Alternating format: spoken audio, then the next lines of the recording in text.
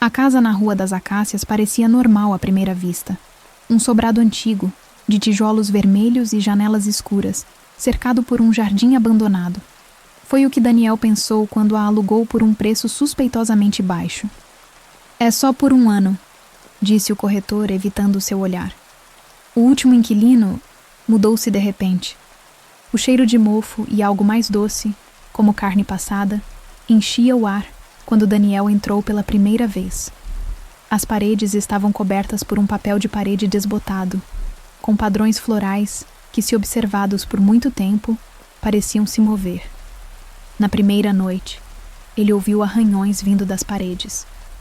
Ratos, murmurou, tentando ignorar o fato de que o som vinha de dentro do gesso, não por trás dele. Foi então que as luzes começaram a piscar. E no escuro momentâneo, Daniel jurou ter visto alguém em pé no corredor. Alguém sem rosto. Os pequenos incidentes começaram no dia seguinte. Daniel acordou com os armários da cozinha abertos, todos os talheres espalhados no chão em padrões estranhos, como letras em um alfabeto desconhecido. Seu café, deixado na mesa, estava gelado em segundos, mesmo sem corrente de ar. À noite, as sombras se alongavam demais. Ele tentou racionalizar. Vazamentos de gás podem causar alucinações, pensou. Mas então, as paredes começaram a respirar. Era sutil no começo, um leve inchar e murchar, como se a casa fosse um organismo vivo. Daniel tocou o gesso e sentiu algo quente e úmido por baixo. Isso não é possível, ele sussurrou recuando. Foi quando o espelho do banheiro escreveu sozinho. O vapor do chuveiro formou palavras na superfície. Ela está aqui. Daniel limpou o espelho com a mão trêmula, mas as palavras voltaram, mais nítidas. Ela quer você. Na terceira noite, Daniel não conseguiu mais ignorar. Ele acordou com o som de alguém andando no corredor. Passos lentos, arrastados, parando diante de seu quarto. A maçaneta mexeu. Quem está aí? Sua voz saiu rouca, quase irreconhecível. Silêncio. Então, algo começou a arranhar a porta. Não como um animal, como unhas humanas, tentando entrar. Daniel saltou da cama e empurrou o criado mudo contra a porta. A respiração acelerada ecoava no quarto, mas quando olhou para a janela, seu reflexo não o acompanhou. O Daniel no vidro sorria. Você não vai embora, disse o reflexo com voz de mulher. A casa inteira gemeu, como se estivesse acordando. As paredes pulsavam, o chão ondulava sob seus pés. Daniel correu para a porta, mas ela não abria. No corredor, uma figura rastejava em sua direção. Ela usava um vestido branco, encharcado de algo escuro. Seu cabelo cobria o rosto, mas Daniel sabia, não havia rosto ali, apenas escuridão. Você pertence a esta casa agora, sussurrou a voz feminina, vinda de todos os lados ao mesmo tempo. Daniel nunca saiu daquela casa. Seus amigos o procuraram quando ele sumiu, mas a casa na Rua das Acácias estava vazia. Nenhum móvel, nenhum sinal de que alguém tivesse vivido ali. Exceto por uma coisa. No espelho do banheiro, uma mensagem permanecia escrita no vapor, como se alguém a tivesse feito naquele exato momento. Ele é nosso agora. E se você passar pela Rua das Acácias à noite, pode jurar que vê um vulto na janela do 2º andar, observando, esperando, respirando. Às vezes o telefone da casa toca. Se você atender, ouvirá apenas uma voz sussurrando. Venha nos visitar. E então, a chamada será encerrada. Mas algo ficará do outro lado da linha. Algo que não desligou.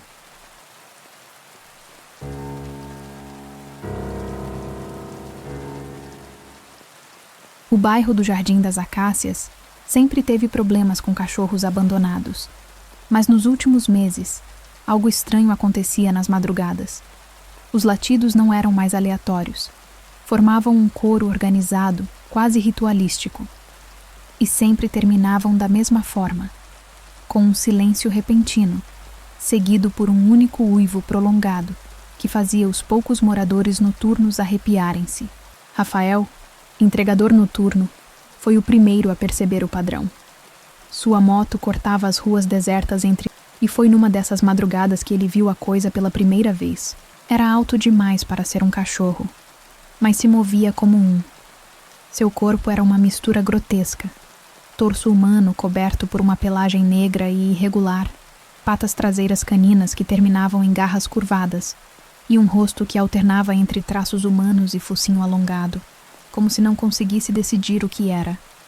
Quando os faróis da moto iluminaram a criatura, ela ergueu a cabeça. Seus olhos, 2 pontos vermelhos como brasas, fitaram Rafael por um segundo, antes que ela desaparecesse na escuridão, movendo-se rápido demais para algo daquele tamanho.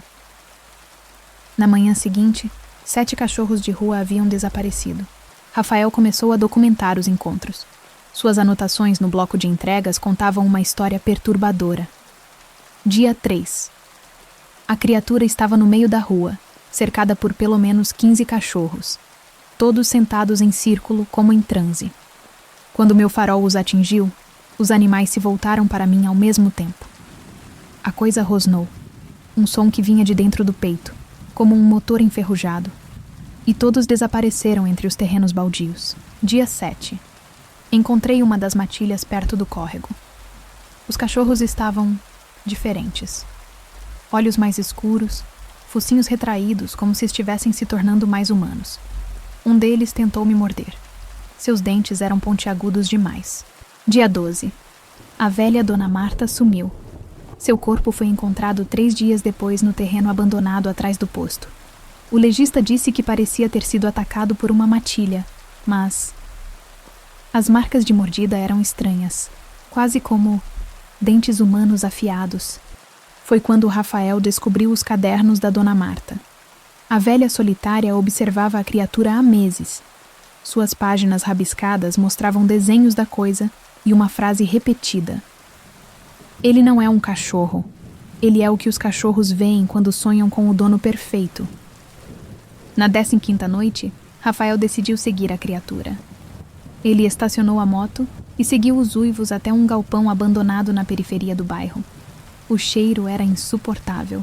Carne podre, pelo molhado e algo adocicado que fazia seus olhos arderem. Dentro, dezenas de cachorros estavam reunidos em torno da criatura. Alguns tinham patas transformando-se em mãos. Outros mostravam bocas alongadas demais. No centro, o cão de ninguém estava se alimentando. Não de carne, mas de algo que escorria das bocas dos animais. Uma substância negra e brilhante. Quando Rafael pisou em um galho, todos se viraram. A criatura ergueu-se sobre as patas traseiras, agora quase totalmente humanoides, e sorriu. Seus dentes eram brancos e perfeitos, humanos demais. "Você veio para ser dono ou para ser cão?" Ela perguntou, em uma voz que era ao mesmo tempo rouca e infantil. Os cachorros começaram a se aproximar. Seus movimentos eram sincronizados, mecânicos. Rafael correu, mas algo o derrubou. A última coisa que viu foi a criatura curvando-se sobre ele, suas garras afiadas brilhando sob a luz da lua. Rafael acordou em casa, sem memória da noite anterior. Mas algo havia mudado. Seus sentidos estavam aguçados. Ele podia chegar à comida do vizinho 3 casas adiante. Ouvia conversas a quarteirões de distância. E os cachorros... Os cachorros o seguiam por toda parte, mas nunca latiam. Apenas observavam.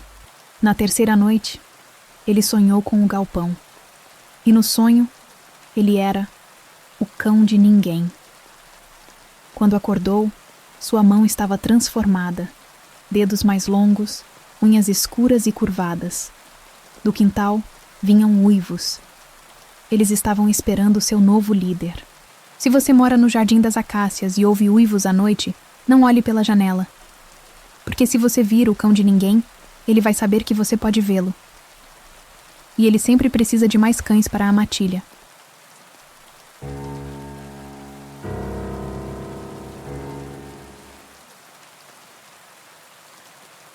A floresta de Black Hollow era um lugar esquecido pelo tempo. Árvores retorcidas como ossos velhos se entrelaçavam sob um céu perpetuamente enevoado, e o ar carregava o cheiro úmido de terra perturbada e folhas apodrecidas. Os moradores da cidade mais próxima evitavam o local, sussurrando sobre luzes estranhas e vozes que ecoavam entre os troncos em noites de lua cheia. Foi nesse lugar que a família Carter, Daniel, sua esposa Lena e seus 2 filhos, Sofia, 8 anos, e Ethan, 12 anos, foi sequestrada. Eles haviam acampado na borda da floresta, buscando um fim de semana tranquilo longe da cidade. Quando acordaram, estavam amarrados dentro de uma clareira circular, cercados por figuras encapuzadas. O chão sob seus pés estava marcado com símbolos antigos pintados em um vermelho escuro, que cheirava a ferro. "Vocês foram escolhidos", disse a figura central, sua voz rouca como folhas secas sendo pisoteadas. "O antigo está faminto." Sofia chorou baixinho, e Ethan tentou se soltar, mas as cordas eram firmes demais. Daniel olhou para Lena, cujos olhos estavam cheios de um terror silencioso. Foi então que a terra tremeu. Os capuzes caíram, revelando rostos que Daniel reconheceu. Eram pessoas da cidade. O velho Jenkins, dono do mercado, a enfermeira Clara, o prefeito Harris. Todos tinham os olhos escuros, pupilas dilatadas até quase não haver branco visível. "Por que estão fazendo isso?" Lena gritou, lutando contra as cordas. "Porque ele pediu", respondeu Clara, sorrindo com dentes afiados demais para serem humanos. Ethan conseguiu soltar uma mão e agarrou uma pedra próxima, atingindo o homem que guardava sua irmã. Sofia correu, mas algo a puxou de volta antes que alcançasse a floresta. Não eram mãos. Eram raízes vivas, saindo do chão como tentáculos. A cerimônia começou. Os cultistas cantavam em uma língua que doía nos ouvidos, palavras que pareciam se torcer no ar como serpentes. O símbolo no chão começou a brilhar com uma luz pútrida, verde e negra ao mesmo tempo. Daniel conseguiu se soltar e atacou o prefeito, mas foi derrubado por algo que saiu da terra. Uma criatura feita de galhos e ossos, com olhos queimando como brasas. "O antigo está acordando", sussurrou Jenkins, seu rosto se deformando, a pele rachando como casca de árvore. Sofia gritou quando o chão se abriu sob seus pés, engolindo-a até os joelhos. Algo a puxava para baixo. O sacrifício estava quase completo. Lena conseguiu alcançar Ethan, mas as raízes os envolveram, puxando-os para o centro do círculo. O símbolo agora pulsava como um coração, e o ar cheirava a carne queimada e enxofre. Foi então que ele surgiu. Do buraco onde Sofia estava presa, mãos emergiram, não humanas, mas sim feitas de sombra e carne decomposta. Seguiu-se um rosto, se é que podia ser chamado assim, uma massa de olhos, bocas e chifres retorcidos, tudo se movendo como líquido negro. O antigo estava ali. Os cultistas caíram de joelhos, chorando e rindo ao mesmo tempo. Jenkins gritou quando seu corpo começou a se desfazer, sua carne escorrendo como cera derretida para se juntar à criatura. Daniel agarrou uma faca ritual caída no chão e cortou as raízes que prendiam Sofia, mas era tarde demais. O antigo falou, não com palavras, mas dentro de suas mentes, uma voz que ecoava como 1000 sussurros. "Vocês são meus agora." Ethan foi o primeiro a mudar. Sua pele ficou pálida, depois negra como carvão. Seus olhos se fundiram em um só, grande e amarelo, no centro da testa. Ele sorriu para Daniel, e sua boca se abriu até as orelhas. "Pai", disse Ethan, com a voz do antigo, "junte-se a nós." Na manhã seguinte, a floresta de Black Hollow estava silenciosa. Os corpos dos cultistas foram encontrados em posição de adoração, seus rostos congelados em êxtase eterno. Seus corpos estavam vazios, como se algo tivesse sugado tudo por dentro, deixando apenas a pele. Da família Carter, nenhum sinal. Mas nas semanas seguintes, os moradores começaram a relatar vultos na floresta. Figuras que se moviam entre as árvores, algumas pequenas como uma criança, outras altas e retorcidas. E à noite, se você se aproximar demais da floresta, poderá ouvir vozes familiares chamando seu nome. Dizem que Daniel ainda está lá, em algum lugar nas profundezas da floresta. Não mais humano, apenas mais um servo do antigo. Às vezes, em noites sem lua, algo deixa a floresta e caminha pelas ruas da cidade. Ele sempre para diante de casas onde há crianças e bate na porta 3 vezes.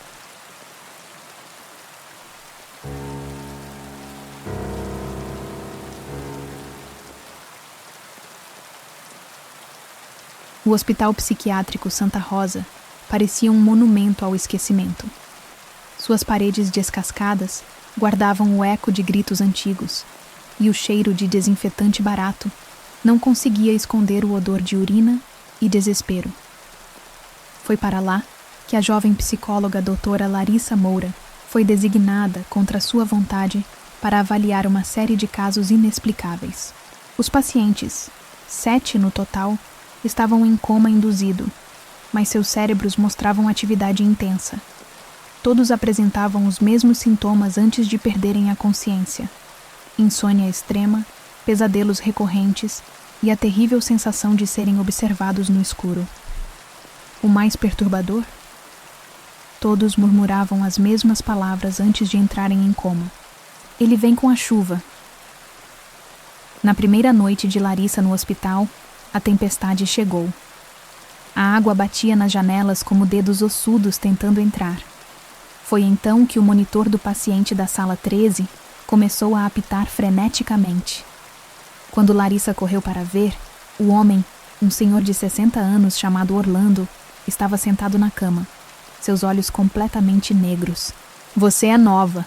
Ele vai gostar de você", sussurrou, antes de cair de volta no travesseiro, seu monitor cardíaco emitindo um longo e contínuo bip.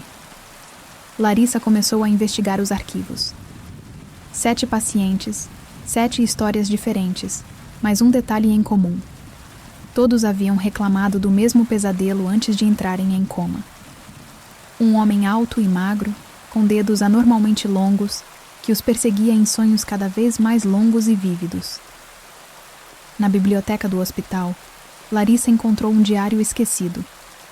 Pertencia a um médico que trabalhara ali nos anos 50.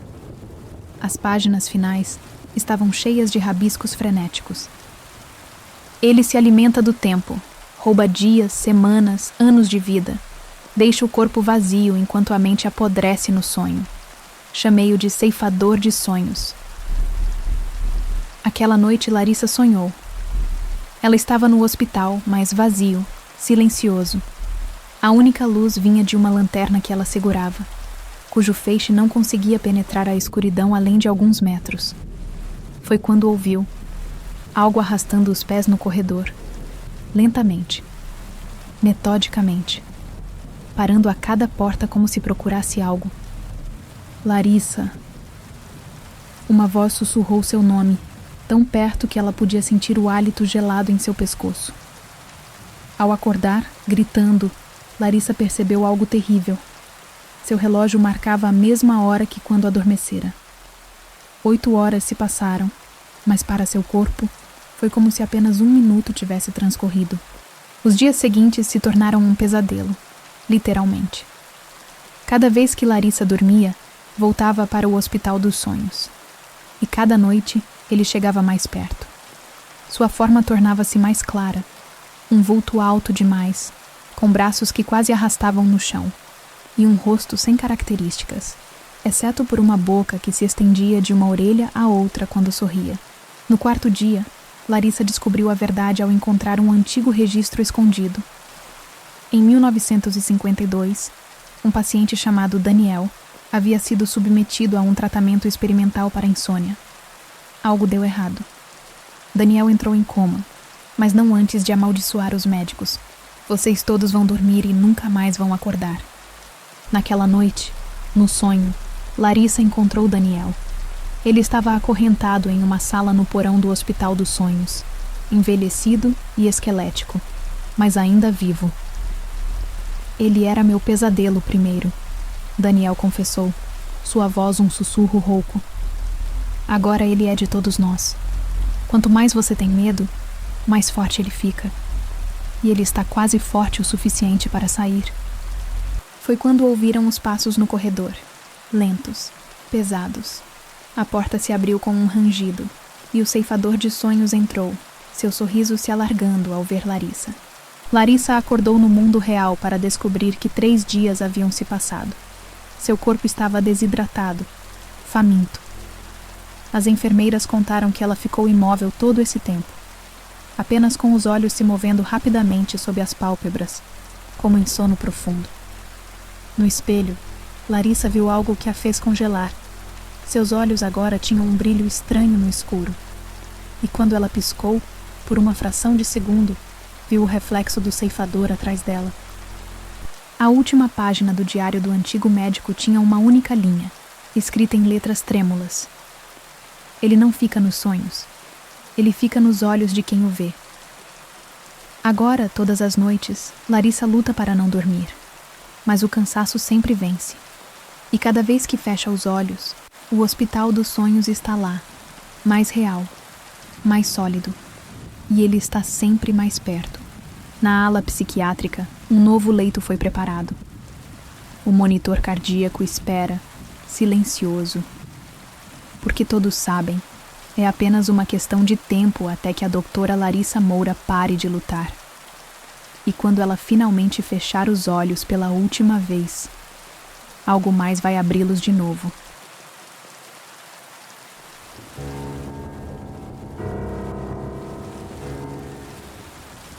Se você gosta de histórias sombrias, mistérios aterrorizantes e enredos que desafiam a lógica, inscreva-se no canal e ative o sininho para não perder nenhum novo capítulo do terror noturno. Sua curiosidade é bem-vinda, mas cuidado, nem todos saem ilesos.